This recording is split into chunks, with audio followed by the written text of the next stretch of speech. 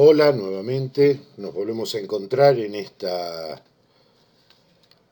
charlas virtuales, en estas charlas del canal de YouTube, en estas charlas asincrónicas que nos permiten seguir acercándonos a analizar, a charlar, a pensar juntos sobre este fenómeno que es la arquitectura. Y vamos a empezar con un pequeño repaso muy rápido de algunos conceptos que ya hemos visto en las charlas anteriores, respecto de las dimensiones de la arquitectura, de esto que hablábamos, la dimensión formal, la dimensión funcional y la tecnológica, en un contexto. Este contexto es el que nos va a permitir entender las tres dimensiones dentro de este contexto como un todo, que es la arquitectura, esta relación triádica que hablábamos entre la forma, la tecnología y la función, que voy a entender cuando la pongo en un contexto determinado. Y hacemos mucho hincapié en el tema del contexto, y hoy lo vamos a ver claramente, porque el contexto es aquel que me permite que sobre ciertos conceptos básicos yo me adecúe a los cambios que se dan dentro de una sociedad, ya sean cambios temporales, el crecimiento de la sociedad o la innovación tecnológica, cambios políticos, cambios culturales. Entonces, pero lo que es importante es que yo pueda tener conceptualmente algunos valores que me permitan ir adaptándonos. Como decimos siempre, eh, nosotros nos estamos formando hoy con docentes que se formaron ayer para profesionales que van a ejercitar la profesión el día de mañana. Entonces, si no entendemos esa temporalidad en cuanto a los cambios que se pueden dar en la formación, estaríamos estancándonos permanentemente. De esta manera, entender el contexto es entender la posibilidad de transformación y de crecimiento. Habíamos visto en su momento el tema decíamos, de estas tres dimensiones, así como las clasifica Norbert Schulz, y de esta relación y de esquemas que tienen las distintas dimensiones, desde lo más básico, desde el control físico a la simbolización cultural en el tema funcional. Y obviamente vamos a hacer centro siempre en lo que hablamos de la dimensión tecnológica, porque está el punto que nos asiste. Y la dimensión tecnológica, que tiene como un desarrollo de los materiales a los elementos constructivos, a los sistemas, a la innovación tecnológica, es lo que hoy queremos trabajar particularmente, sobre todo teniendo en cuenta este primer escalón, los materiales, porque el resto es una consecuencia de agrupamiento o de interpretación de estos materiales. Estos materiales van a ser para nosotros la parte conceptual de la dimensión tecnológica, que se va a mantener prácticamente inalterable. Entonces decíamos los materiales que tienen sus propiedades, tienen propiedades físico-químicas, mecánicas, tecnológicas, pero al mismo tiempo tienen propiedades que son intrínsecas a esos mismos materiales, tienen propiedades expresivas, tienen propiedades sensoriales, que ya las vamos a ir analizando. Entonces estos materiales me van a hacer la base, que me va a permitir, en función de la disposición y la relación de los mismos, de su utilización como pieles o volúmenes, conformar estas partes que a medida que a estas partes las articulo en una sintaxis, le doy una organización sistémica, me permite conformar ese objeto obra, que se va a cerrar, que va a terminar con la semántica, donde aparece la parte conceptual, la parte del contexto, la parte inclusive de la moda o del estilo. Pero volvemos al eje, las propiedades de los materiales con los que voy a conformar todo esto, tengo que conocerlos desde la parte conceptual. Nosotros decíamos que materializar una obra es utilizar estos materiales de una manera sistémica y utilizando la sintaxis y la semántica, dándole una intencionalidad. El material con intencionalidad es la materialidad de una obra. Para eso es preciso conocer a fondo el tema de los materiales que voy a utilizar.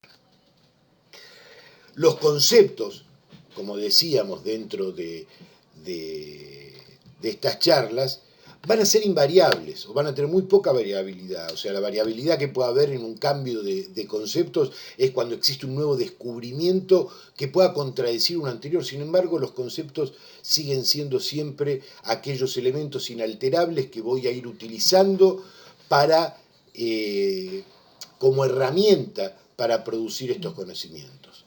Entonces, estos conceptos que se van a dar, que yo los voy a aplicar en un contexto en particular, en una historia, en un lugar, en una sociedad en particular, y que van a permitir, a través de la innovación,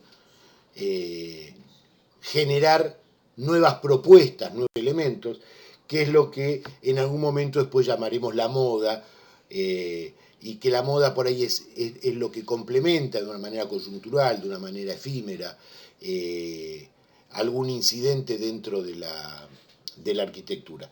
Pero el contexto, usar estos conceptos en un contexto determinado es que me va a permitir generar herramientas, producir arquitectura, como decimos muchas veces.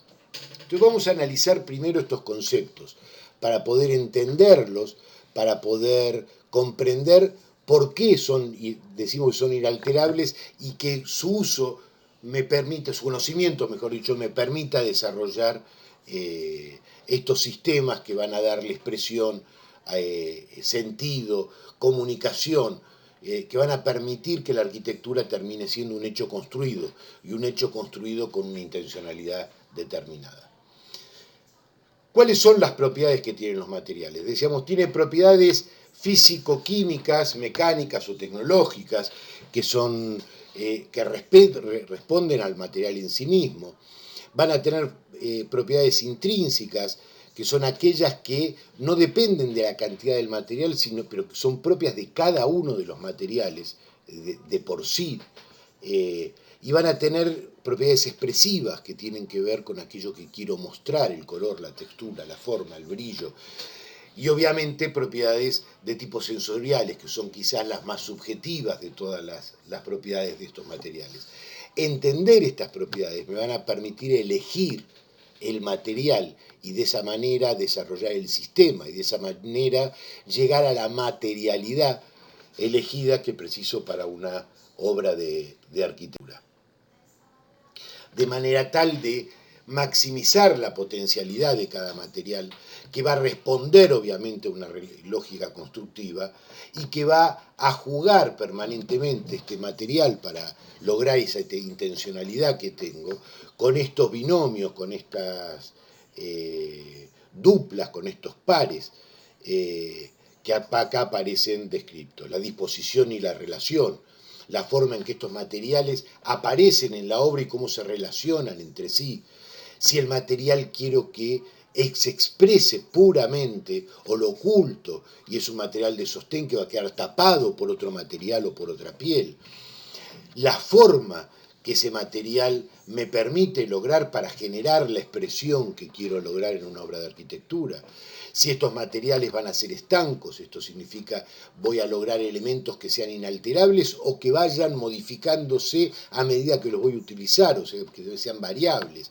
Si van a ser básicos o complementarios, y cuando hablo de básico y complementario, hablo de aquellos elementos o aquellos materiales que conforman la estructura propia de la obra y aquellos que los utilizo para complementar, para reforzar, para enfatizar algún uso o algún lenguaje o alguna expresión.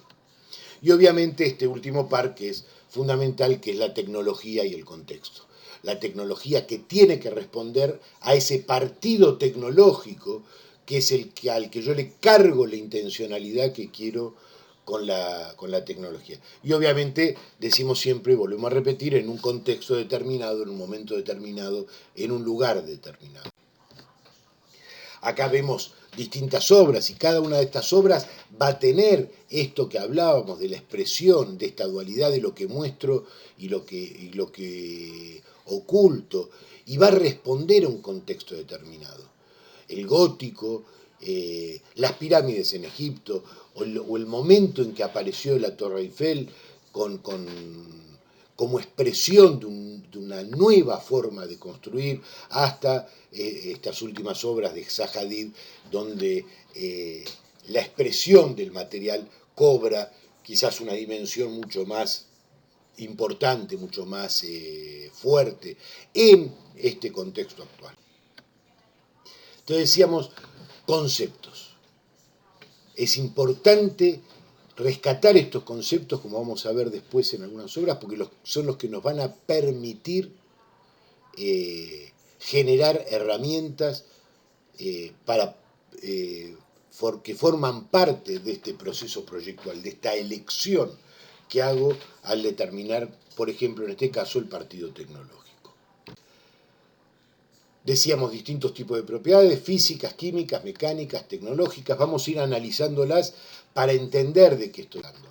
Las propiedades físicas, que son aquellas que son, decíamos, corresponden a la esencia del mismo material, que pueden ser las dimensiones y las formas de cada uno de los materiales, alto, ancho. Siempre hablamos que la arquitectura es volumen y los materiales conforman volúmenes y tengo que conocerlos para saber qué es lo que me permite cada uno de estos materiales.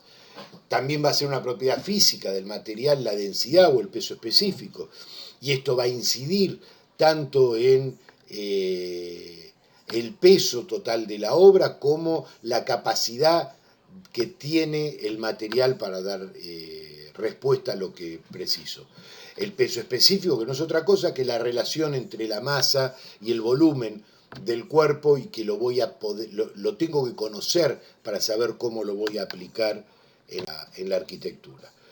Otros elementos como la porosidad, que tienen que ver con la posibilidad o no de transmitir, de ser conductor del líquido o aislante para que no pase la temperatura, ¿no? Estos son elementos que hacen que son propiedades físicas de cada uno de los materiales. Qué contenido de humedad tiene cada uno de los agregados. No nos olvidemos que el agua es sin duda uno de los elementos centrales en la construcción, y para eso tengo que saber qué cantidad ya contiene el material y qué cantidad le tengo que ir agregando, ¿no? La capacidad de absorción de los materiales. Estamos haciendo un repaso rápido de las propiedades físicas de los materiales. De todo esto que estamos hablando son cosas que ustedes ya han visto en la facultad. Lo que estamos tratando, como siempre, es de volver a integrar todos estos conocimientos para ver para qué me sirve saber la capacidad de absorción que tiene, por ejemplo, el vidrio cerámico, ¿no? O la permeabilidad, qué posibilidad tengo de traspasarlo con el agua, de que el agua, los fluidos en general, ya sean líquidos o gases, traspasen ese material, lo atraviesen ese material. Y eso va a tener que ver con una relación directa con la capacidad de aislación de estos materiales. O la higroscopía, la capacidad de deformación que pueden tener estos materiales con la humedad. Y obviamente también las propiedades térmicas, y las propiedades térmicas tienen que ver, y lo voy a analizar en cada caso, como qué propiedades tienen para transmitir el calor, y de esta manera saber qué materiales me sirven más o menos, o tengo que reforzarlos para hacer una aislación respecto del calor, para hacer un acondicionamiento. También voy a tener materiales que reflejan ese calor, que lo rechazan, que lo repelen, que no solo no lo dejan entrar y transmiten poco, sino que son refractarios al tema del calor. Y lo mismo va a pasar con el tema de las propiedades térmicas, con la dilatación, y es ahí donde empiezo a ver que cuando armo estos sistemas, estos elementos, tengo que ver la dilatación diferencial que tienen estos materiales para que no se produzcan rajaduras, grietas, etc. Lo mismo me va a pasar con las propiedades acústicas de los materiales. Entonces ahí voy a tener la mayor posibilidad de transmitancia del sonido, y ahí vuelvo a lo que decimos siempre, tanto con la parte térmica como la parte acústica, este par que analizo siempre, que es la aislación y el acondicionamiento, ¿no? La aislación térmica y el acondicionamiento térmico, que son situaciones distintas, la aislación acústica y el acondicionamiento acústico. Para eso tengo que poder entender las propiedades de cada uno de los materiales para ver qué material voy a utilizar para resolver cada una de las situaciones.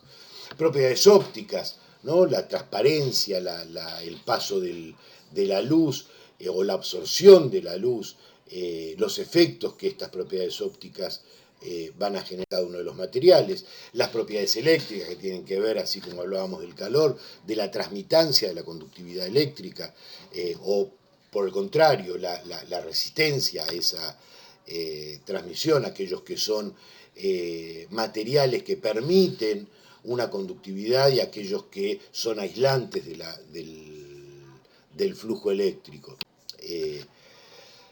Por otro lado tengo las propiedades químicas, como hablábamos de los materiales, su propia composición de por sí que tiene cada uno de los materiales para entender qué compuestos y cómo esos compuestos actúan en combinación con otros elementos, así como no voy a usar cal en un mortero que al mismo tiempo lleve hierro por el tema de corrosión, tengo que poder conocer las propiedades químicas de los materiales. Dentro de estas propiedades químicas va a estar también la resistencia a la corrosión y a la oxidación que tenga cada uno de los materiales, elemento que va a ser fundamental en la durabilidad de una obra de arquitectura. Lo mismo que la estabilidad química, que no tengan alteraciones importantes con el tiempo que permitan que se produzcan fallas o patologías en una obra de arquitectura. Las propiedades mecánicas que van a ser centrales en la materialidad de una obra de arquitectura, la resistencia a los esfuerzos, ¿no? Cómo estos materiales van a responder a cierta situación, ya sea responder a la compresión, responder a la tracción. Tengo que conocer cuál es la resistencia de cada material para saber cuál es su mejor uso en cada uno de los momentos. La tenacidad y la fragilidad, ¿no? Aquellos elementos que su nivel de rotura es muy alto o mínimo, y preciso conocerlos para poder definir su uso en cada uno de los elementos y los subsistemas y subsistemas que generó la construcción. La elasticidad o la plasticidad, ¿no? La elasticidad sabiendo que es aquella propiedad que le permite a un elemento deformarse hasta cierto punto, pero después recuperar su forma inicial. Esto lo vemos permanentemente cuando hacemos cálculos de hierros. Entonces, en estos periodos que tiene el hierro de elasticidad, de fluencia, de deformación permanente hasta la rotura. Y la plasticidad, que es aquella propiedad que me permite moldear un material y que una vez que lo deformé, que lo moldeé, mantenga esa forma después del tratamiento. Lo mismo que pasa con la rigidez, ¿no? La resistencia que tiene un elemento a deformarse. Entonces yo voy a tener, como en este caso se ve claramente, la rigidez que tiene el acero a la flexocompresión, que básicamente lo voy a utilizar para absorber la tracción, porque no se deforma o tiene una alta resistencia a la transformación, o el mampuesto, el ladrillo, en este caso el ladrillo cerámico, como elemento que es rígido a la compresión, ¿no? Y por último la isotropía, que es la capacidad que tienen los materiales de expandirse o trabajar en distintas dimensiones. El hierro, que cuando se deforma en forma paralela en forma proporcional, en todas las dimensiones, o la madera como elemento anisótropo, donde las deformaciones se dan siguiendo las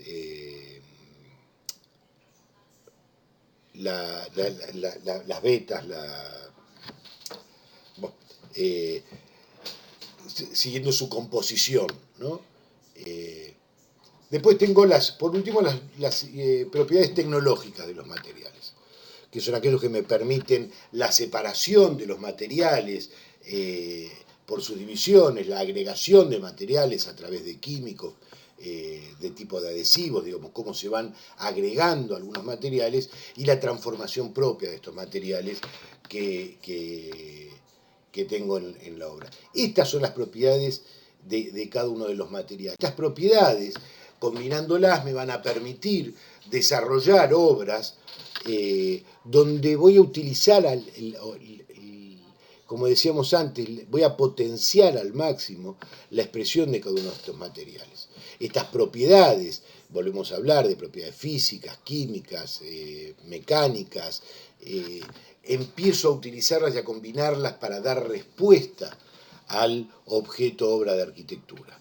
Acá vemos, por ejemplo, cuatro iglesias que tienen la misma función. Sin embargo, para la expresión de la arquitectura voy a utilizar distintos materiales que me van a dar distinta conformación y distinta intencionalidad en la obra. Para eso tengo que conocer claramente cuáles son las propiedades de los materiales que voy a utilizar, ¿no?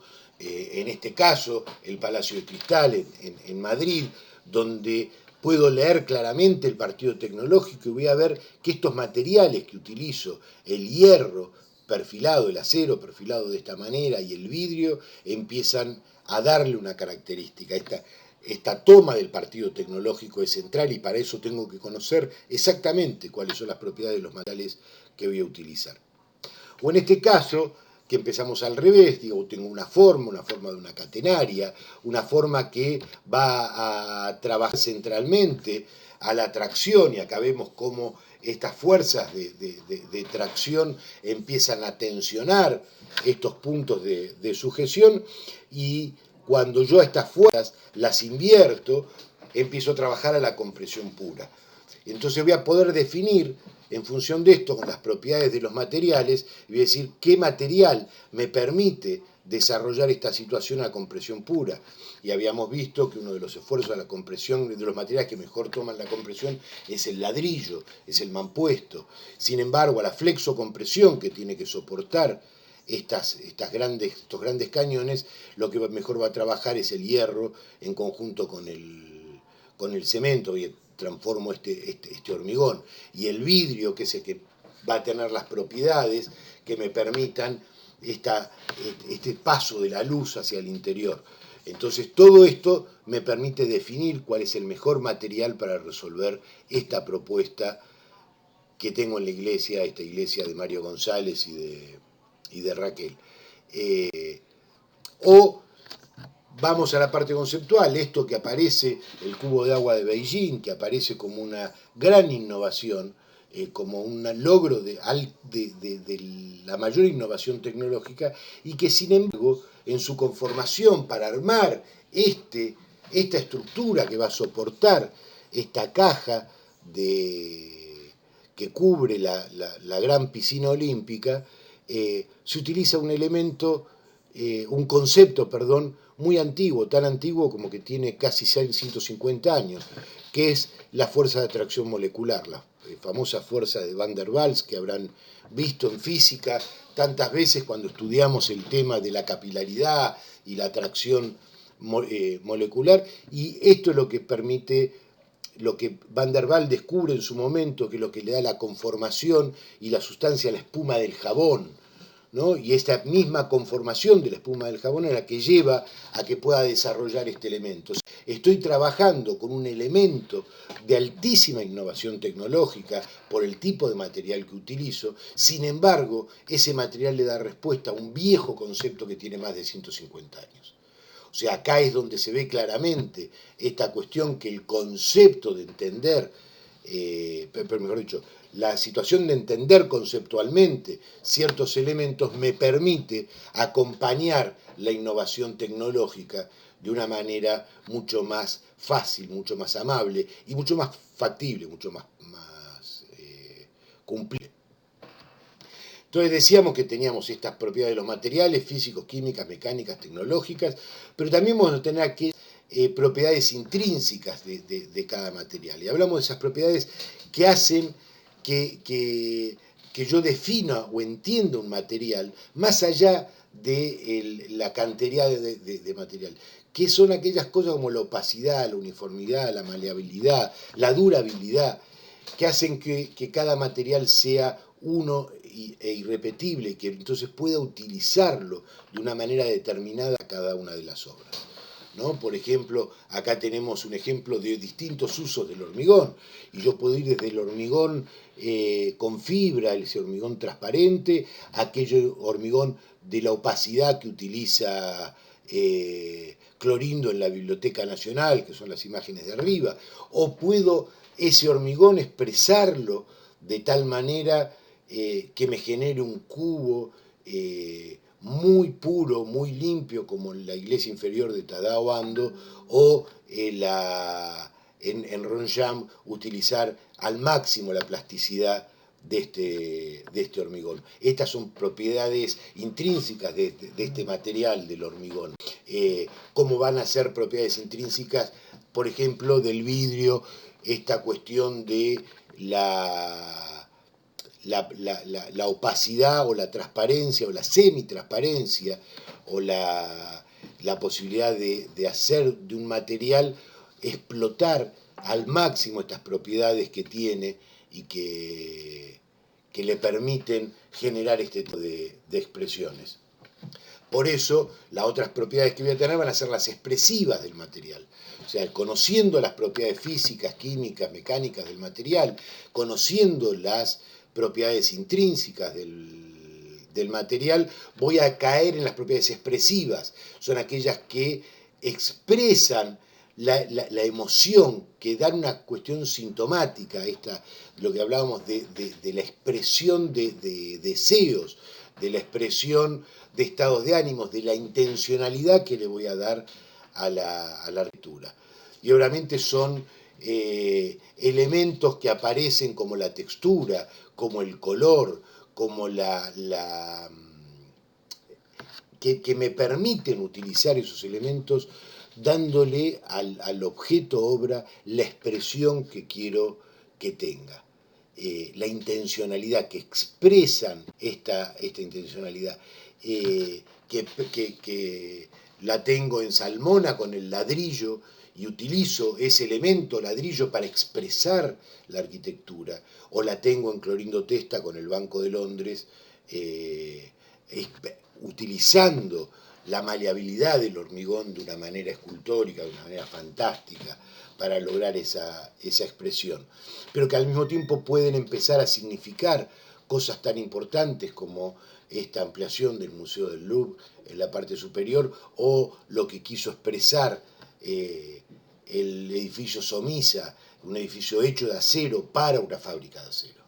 Entonces ahí aparece la verdadera expresión a través de entender claramente los materiales.